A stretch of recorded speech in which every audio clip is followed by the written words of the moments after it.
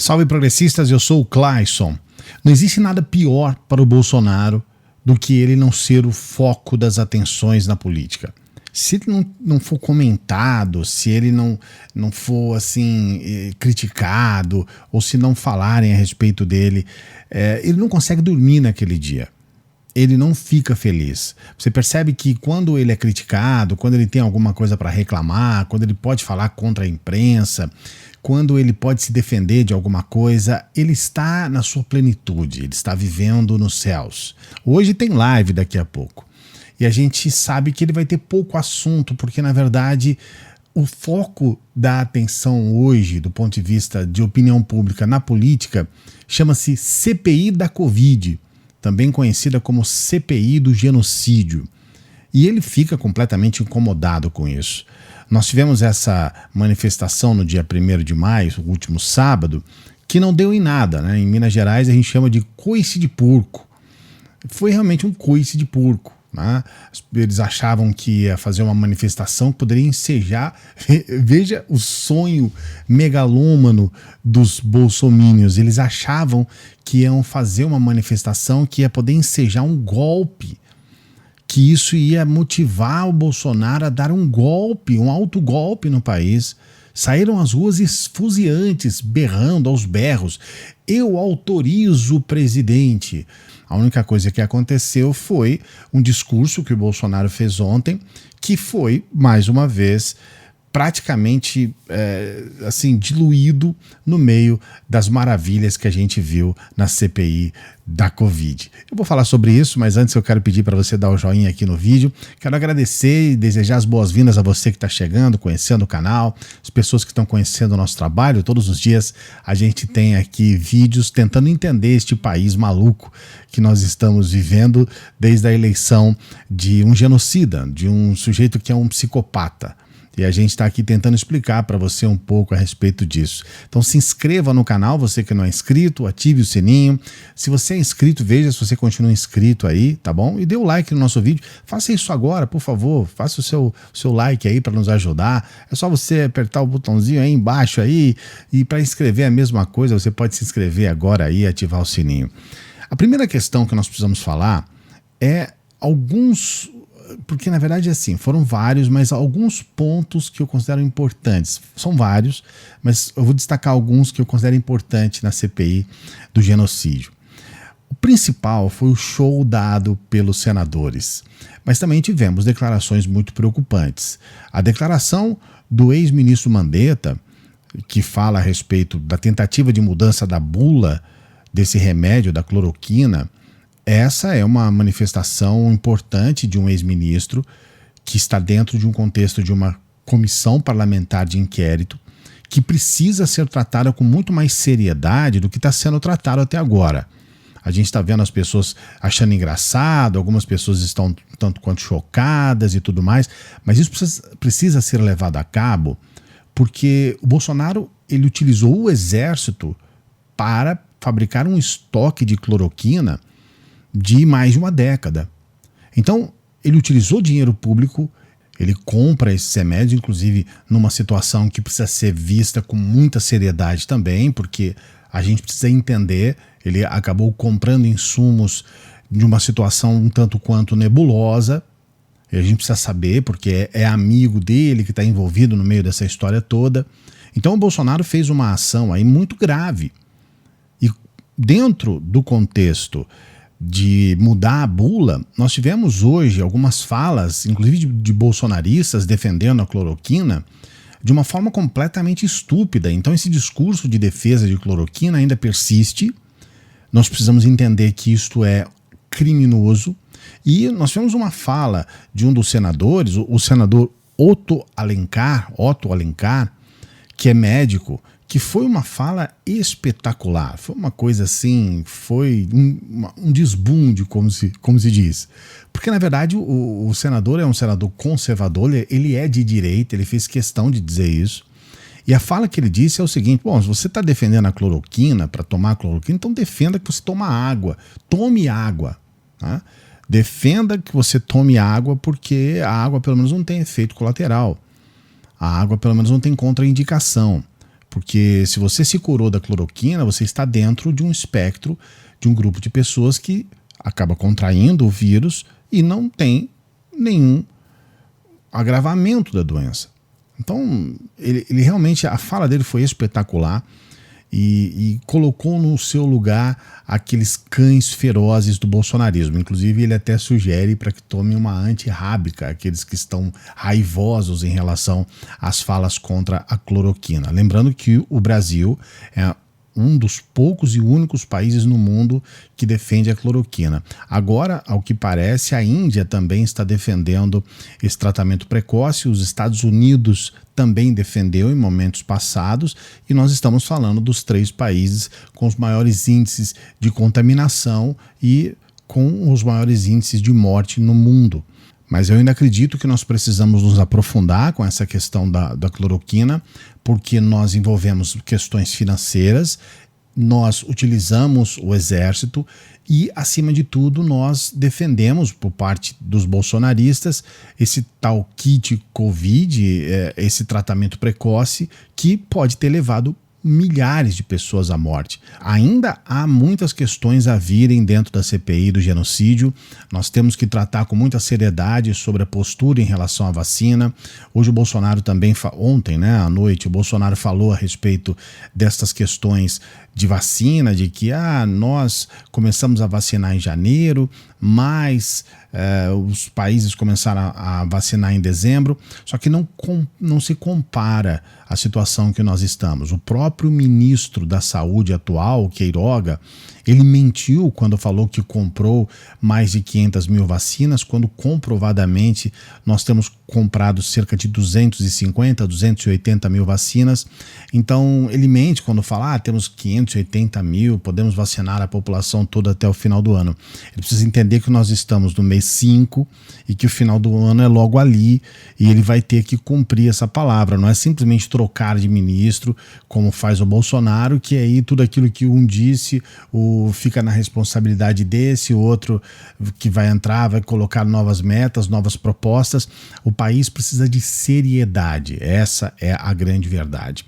E por último, o resultado desse encontro de bolsonaristas que tivemos no dia 1º de maio, eles tentando subverter uma data que é extremamente importante, aproveitando, eles são covardes, eles aproveitam que nós estamos num momento de pandemia, que só eles é que têm realmente a cara de pau de sair para a rua para se expor ao vírus, e aí eles tentam trazer para si uma data que é mundialmente conhecida como uma data voltada para o progressismo e para as conquistas trabalhistas. Eles não saíram para falar sobre absolutamente nada em relação ao trabalho, tentam dizer que a abertura do comércio é uma defesa do trabalho. Não é, porque o dia 1º de maio é o dia do trabalhador, e expor o trabalhador à morte não é defender o trabalhador.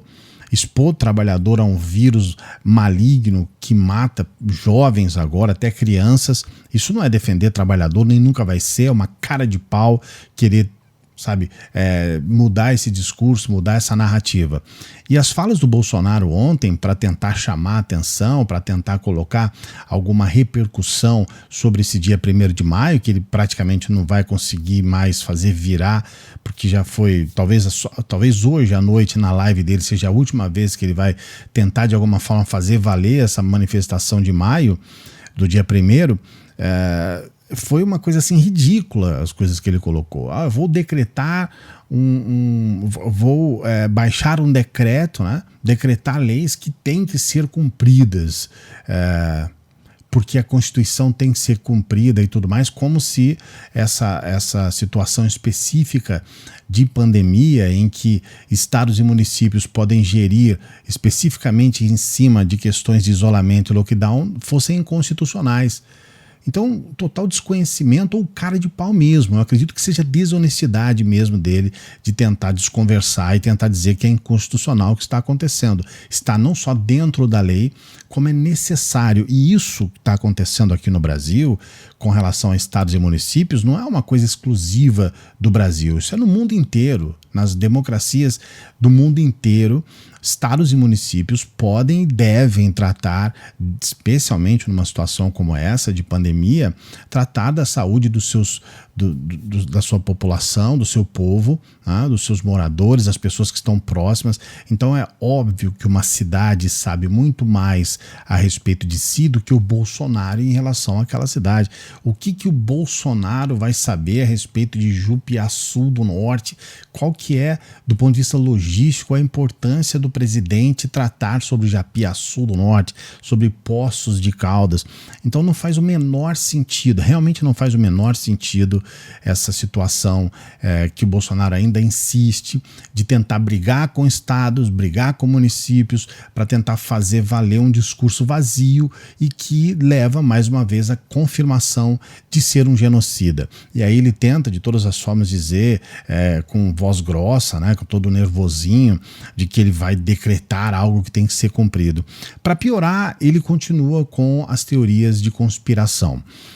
De uma forma estúpida, ridícula, ele ataca a China, ele realmente é um sujeito assim tremendamente tóxico para o país, porque ele vai exatamente na ferida, ele vai realmente contra aqueles que são os nossos parceiros, principais parceiros comerciais. Na verdade, a China é o principal parceiro comercial do país, então ele, de alguma forma, ele tenta destruir pontes na estupidez, em cima de algo que é puramente ideológico, mas é uma ideologia que não leva a nada, uma ideologia apenas retórica, que não traz nenhum benefício, que não apresenta nenhuma alternativa, que não ajuda em nada os brasileiros, os produtores, os trabalhadores, as indústrias. Assim, só ajuda um grupo de fanáticos, de bitolados ideológicos que correspondem a 5, 10% da população, quando muito, e prejudica todo o restante. E aí ele fala que talvez o vírus pode ter sido fabricado em laboratório ou não, coisa que ele já sabe, já existe hoje estudos, já tem vários estudos científicos que comprovam que não foi criado em laboratório, que esse vírus ele surgiu para nós por intermédio de um animal que teve contato com um morcego que tinha o vírus. Então, assim, não faz sentido continuar defendendo teorias de conspiração. Ele fala indiretamente sobre a China, né? E aí ele tenta insinuar quem teve o PIB aumentado durante a pandemia e tudo mais. Aí depois à noite ele desconversa, dizendo, olha, eu não falei o nome da China, tá? Eu não falei nada a respeito da China. Uma cara de pau, sabe? É um sujeito que é complicado, sabe? Você ter que falar do presidente do seu país nesses termos, né? Ver um sujeito com essa cara de pau é uma coisa revoltante. E eu quero deixar para você no final desse vídeo uma informação que você precisa guardar para sempre, tá? A China não ganhou nada e nem vai ganhar nada com a pandemia. Não é negócio para a China falir o mundo, porque a China não é uma ilha. A China precisa do mundo, a China precisa do dinheiro do mundo. É o dinheiro do mundo que fez a China ser o que a China é hoje. Então ela precisa que o mundo, quanto mais prosperidade no mundo, melhor para a China. Então não tem essa ideia de que vai falir todo mundo, porque aí a China vai se beneficiar, vai comprar tudo num preço baixo, não sei o quê. E depois disso, vai fazer o quê? Depois que ela tiver isso, sabe? Essas teorias de conspiração, elas não conseguem se sustentar na realidade. A China precisa sim que o mundo esteja próspero, porque ela precisa comercializar os seus produtos. Se ela não tiver para quem vender, ela não tem prosperidade também. Então não adianta você ter uma montanha de ouro se você não tem água e comida. Não adianta você ter um país que você vai comprar o mundo se você não tem para quem vender depois os produtos que você vai produzir. A China precisa do mundo próspero. Então não é negócio pandemia para ninguém. A pandemia foi uma situação que vitimou todo o planeta Terra, inclusive a China. A China sim é vítima da Covid. Temos que deixar isso claro aqui. Mas você pode pensar diferente. E se você pensar diferente, eu quero que você coloque o seu comentário aqui. Se você concorda, por favor, coloque o seu comentário aqui. O seu comentário ajuda para que o nosso vídeo tenha relevância e também para que eu possa conhecer um pouco mais o seu pensamento. E para que as pessoas que acompanham o nosso trabalho possam conhecer você também, o que você pensa. Então, dentro de uma relação de respeito, sem palavrões, sem xingamentos e ataques, eu acho que a sua informação aqui, a sua opinião é muito importante. Então coloque seu comentário aqui, não se esqueça de dar o like no nosso vídeo, de se inscrever no canal, por favor se inscreva no canal. e ative o sininho para que a gente possa estar junto. Você também pode ser membro, dar uma força pra gente. Os membros do canal têm um grupo especial de WhatsApp que a gente troca ideia todo dia. Grande abraço, até a próxima.